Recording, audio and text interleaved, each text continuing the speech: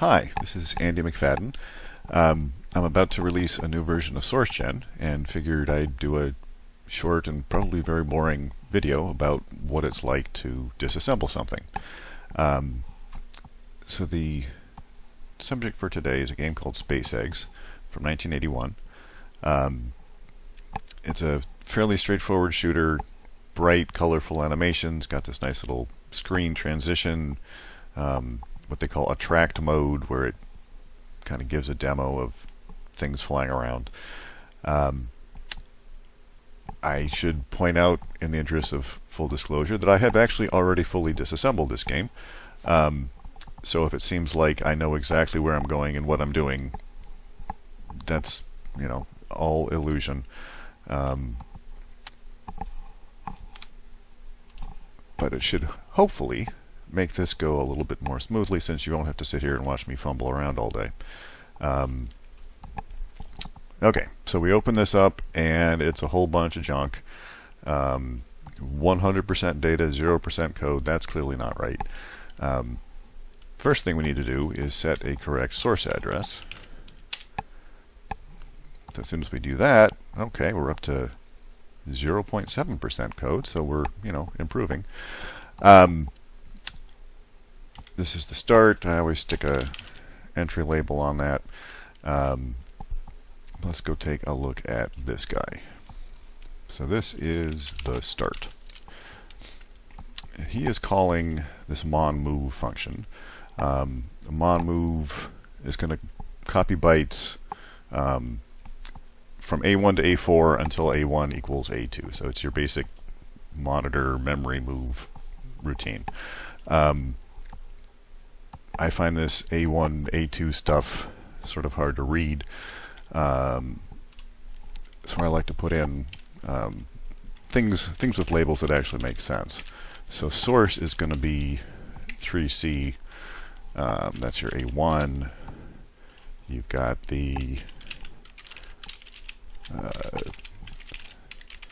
end, which is your 3E. Oops. And you've got your move destination, which is 42, monitor variable A4. So we do that, and it gets a whole lot easier to read. So we're setting up the low byte of the source destination and the source end. The source end is off by 1, which is why it's FF rather than 00. So that's the low byte. High byte, we're setting, so it'll be destination is 800. That'll be the source is 1600. And we're going to set the source end to 43FF. So what this all moves when you put it together is we're taking 1600 to 43FF and we're copying it to 800. And through the power of having done this before, I happen to know that it's going to stop at 35FF.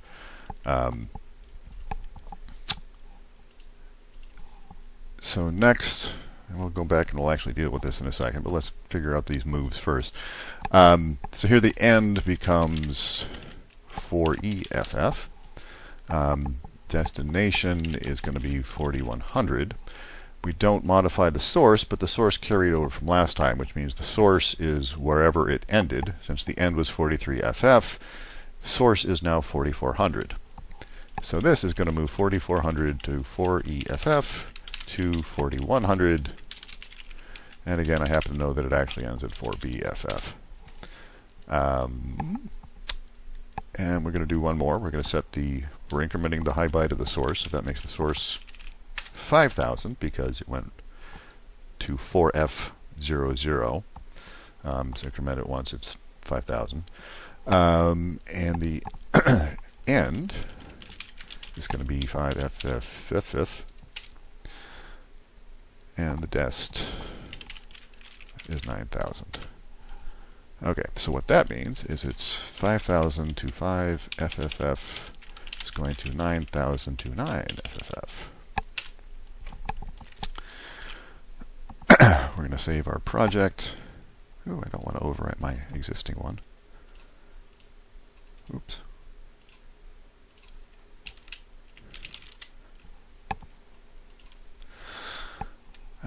existing one. So let's actually do these moves. So if we go to, first one is 1600, which is, right here at the start of the file, so that's convenient. And he's going to go to all the way down to just shy of 4400. So 43FF. So this whole thing is getting moved to 800. Okay. So then the second move is 4400 to 4EFF.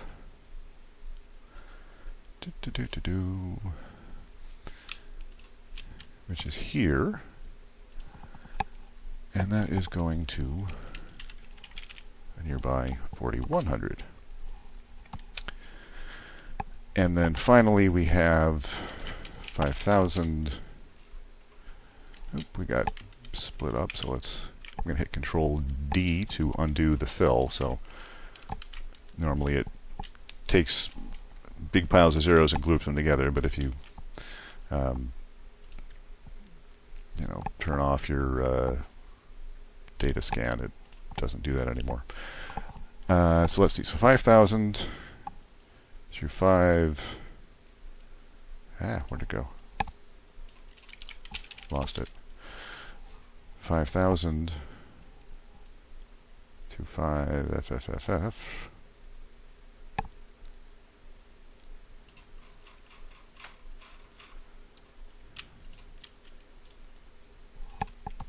It's going to 9000.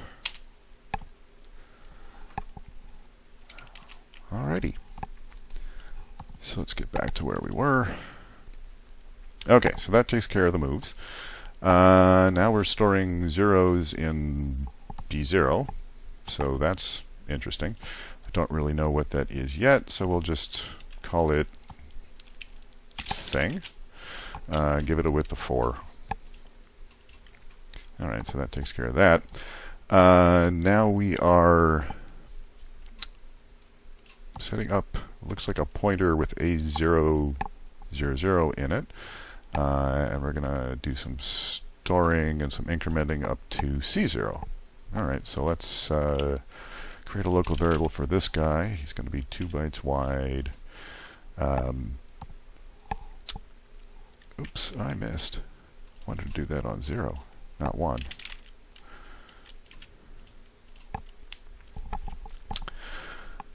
Okay, so that's better. So we set up, we'll just put a note here.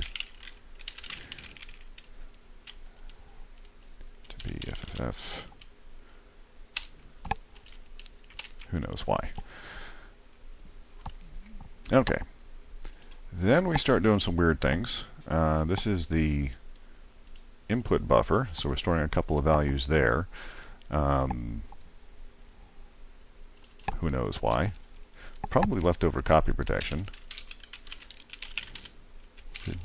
Vestigial.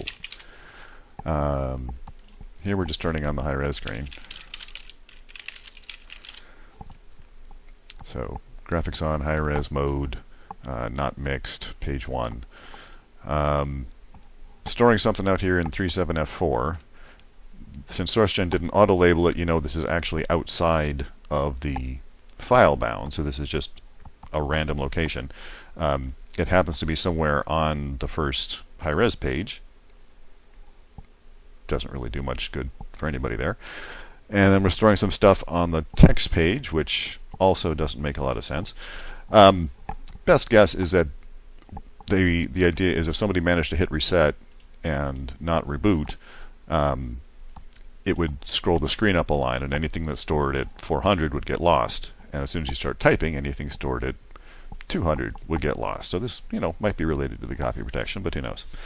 I'm working off of a cracked version of the game, so I can't actually know for sure. But this all just seems like nonsense. Okay, so let's move on. So we jump here, and we die a horrible death because there's nothing here. So thank you all for watching. Oh, wait. Actually, this is a thing. So if you look at the list of 6502 instructions, and you come down to 3A, it is a no-op instruction.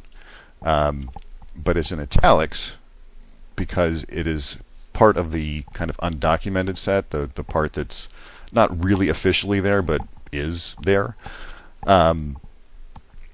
So if we go into our project properties and we enable undocumented instructions, suddenly it turns into a bunch of knobs, along with something that's setting the carry flag, and then something that's branching if the carry is set.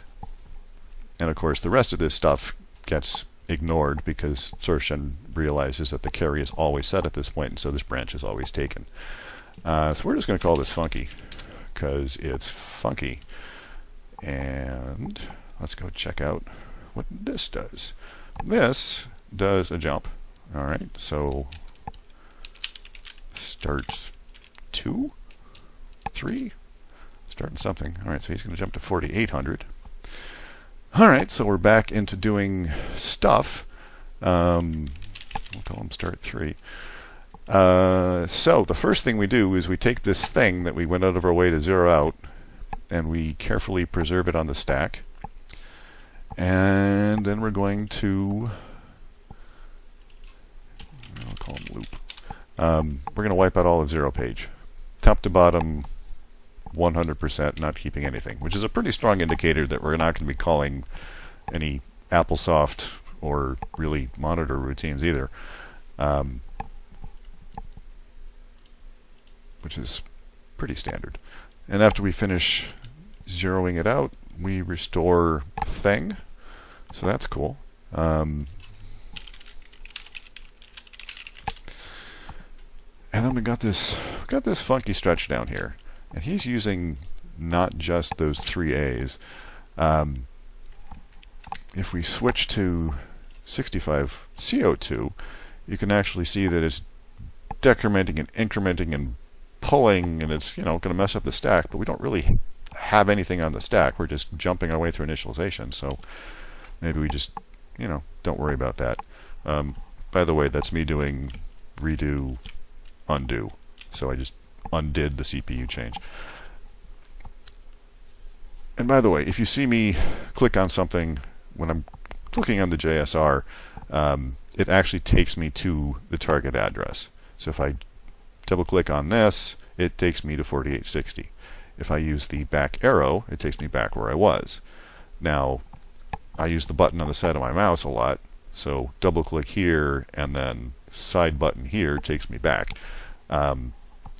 I tend to do that without really thinking about it. I'll try to explain it if it occurs to me, but yeah. So 4860, it stores a thing and a thing, and it jumps to a thing, which then stores a thing and a thing and calls a thing, which, yeah, okay, we don't want to deal with this just yet, so let's back up.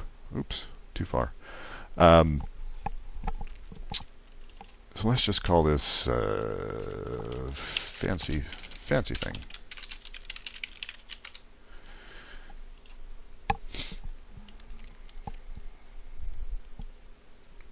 Yeah, well, we'll give him a label too.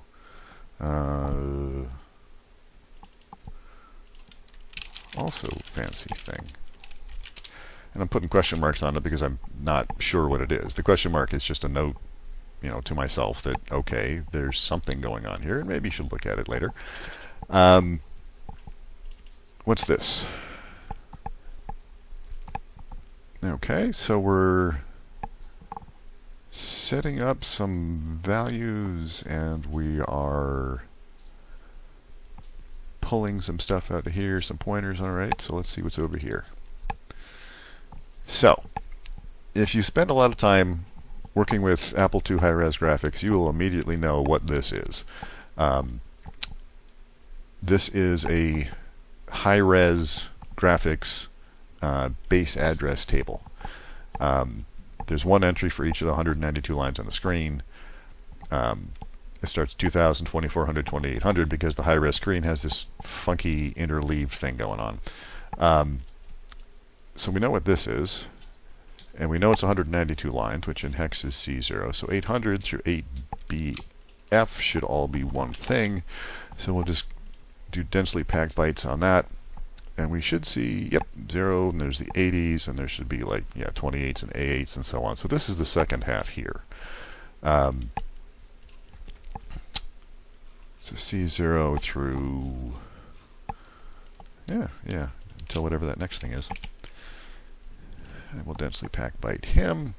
And we're going to call him, this is the, so that's high-res adder. That's going to be the high part. This is high-res adder, the low part. All right, so backing on up. So what do we got? We got somebody taking high-res addresses and storing them in 0 and 1. So that's pretty clearly setting up a pointer onto the high-res screen for things to be written to. These guys are actually doing some self-modifying code. So they're storing 7520 into this location. It's currently 7638. This is just changing it up a little bit. So whenever I see self-modifying code, I always get a label that starts with an underscore. So this will be the, what do we call it? Data source. So it's setting our data source to 2075. We've got a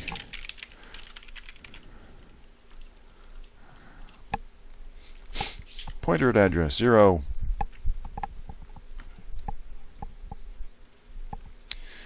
What are we doing with it? So we're incrementing the source for a while.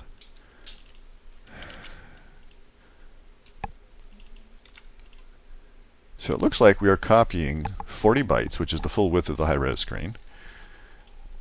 And we are doing this 7 times. So whatever this thing at 7520 is, it appears to be a graphic that is 40 by 7. Now let's go take a look. So 7520.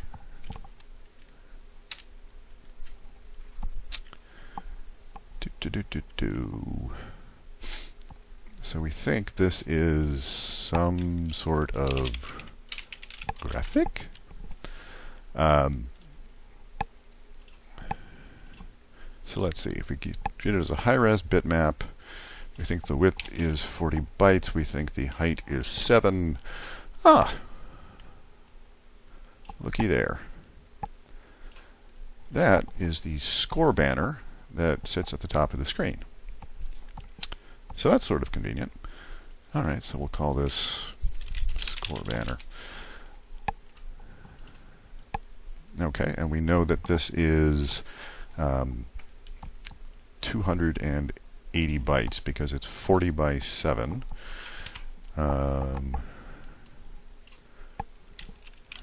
So it's 100. This is 118 plus 7520. Oops, 7520 plus 118 is 7638. So if I come down to 7637, oh, and there's even something following it right after, so we're good. 280 bytes selected, densely packed bytes, so it's nice and squished. Oh, and I'm going to turn the data scan back on so it'll crunch things up a little bit. Okay, so this is our graphic. We can change the name to score banner. And let's get back to where we were. We can now identify that this is score banner.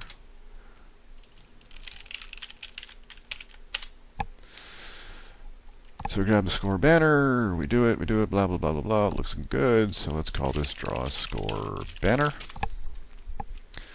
This is called in a bunch of places. All right. But here's where we were before, so let's stick with this. Okay. Next up, this guy. So he's going to load this thing that got preserved and restored and kicked around. He's going to grab the high 4 bits, multiply it by 2, put that in the X register, load Y with 12, and then he's going to call this guy. Now this guy is doing something, storing it on the high-res screen.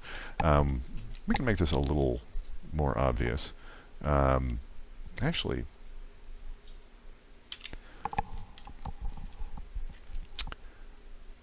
you know, we really don't have anything. There shouldn't really be anything here because we just, we're drawing the score banner, which means that thing before erased the screen. So anything that's part of the file that's at 2000 is junk.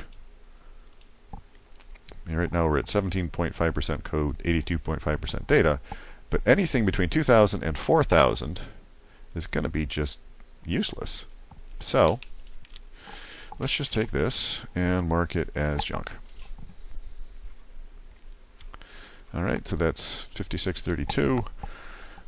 Now 18% of the file is junk, which is, what it is.